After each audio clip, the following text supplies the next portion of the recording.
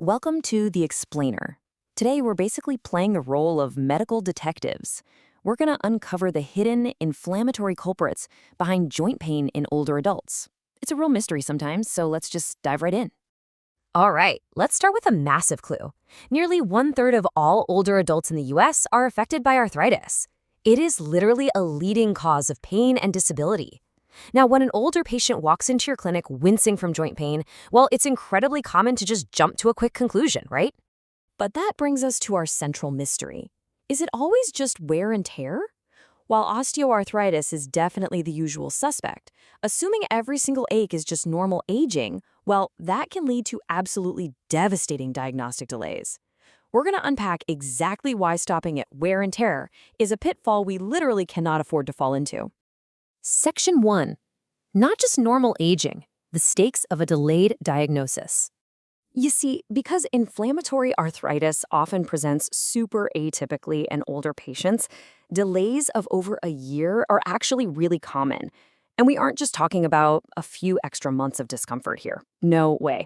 We're looking at severe, irreversible joint damage, progressive functional decline, and prolonged, totally unnecessary exposure to glucocorticoids that can just wreak havoc on an older patient's body. So, as a diagnostician, you really have to remember that unexplained fatigue or weight loss, those are critical systemic clues pointing straight toward inflammation. It's not just the passage of time. Way too often, a patient mentions they've been tired or losing their appetite, and it kind of just gets written off as getting old. But make no mistake, these are constitutional red flags. They absolutely demand a deeper look. Section 2. Spotting the inflammatory pattern, deciphering the clues. Okay, here is your essential triad of inflammatory clues. If the stiffness lasts for over an hour, wakes the patient up at night, but actually gets better when they move around, you are looking at inflammation. Osteoarthritis behaves pretty predictably, right? It hurts when you use the joint and it feels better when you rest. But inflammatory arthritis completely breaks that rule. That improvement with activity, that's your smoking gun right there. Section 3. Common mimics and pitfalls, the lineup of suspects. Now the plot thickens. Rheumatoid arthritis, or RA, can actually present later in life with shoulder pain that perfectly mimics polymyalgia rheumatica, PMR. But here's the catch. PMR won't show symmetric swelling in the joints of the hands. RA isn't just a disease of the young or middle-aged. It actually peaks in the 7th or 8th decade. And it can totally trick you by causing proximal stiffness. You really have to interrogate those hands and wrists to tell these suspects apart.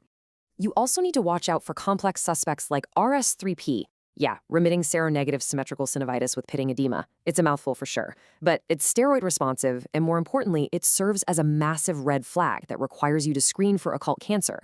Imagine an older patient comes in with sudden, profoundly swollen hands. Your first instinct might just be to treat the inflammation, right? But this specific syndrome is literally shouting at you to look deeper for a hidden malignancy. The absolute hallmark of RS3PE is that striking dorsal pitting edema. When you press on the back of their swollen hands and the indentation just remains there, that is your cue to expand your diagnostic horizons immediately. It's a highly specific visual clue that completely changes the entire trajectory of your investigation. Furthermore, crystal arthropathies like CPPD, which causes pseudogout, commonly hit the wrists and knees, and this polyarticular involvement can be a perfect impersonator of rheumatoid arthritis. Pseudogout isn't always just a single, swollen, red knee. It can spread out, look symmetric, and easily provide a false alibi that leads you right down the wrong diagnostic path, if you aren't super vigilant. Section 4. The Diagnostic Toolkit, Processing the Evidence.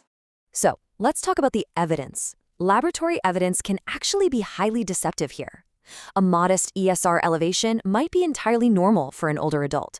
Plus, over 20% of true RA cases in this demographic will actually be seronegative.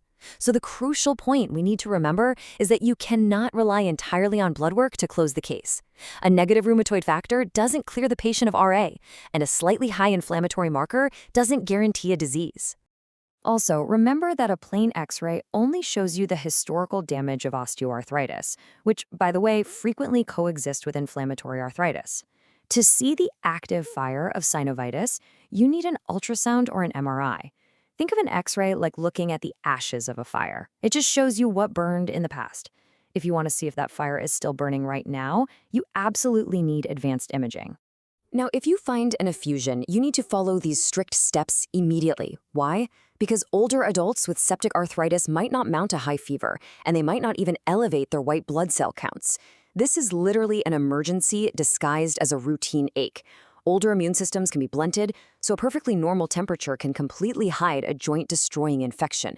You have to aspirate without delay. Section 5. Smart and Safe Management. Disarming the threat. Okay, let's talk management. Do not wait for a delayed rheumatology appointment to start disease-modifying anti-rheumatic drugs, or DMARDs. Therapies like methotrexate are generally safe and super effective as a first-line defense, provided you're carefully monitoring their kidney function, of course. Age itself is not a contraindication. The real danger is letting the inflammation run wild while waiting months for a specialist visit. We need to step up, start the treatment, and protect their joints. If you absolutely must use glucocorticoids, act fast to taper them using this protocol. Even low doses drastically increase the risk of osteoporosis, delirium, and infection in older patients.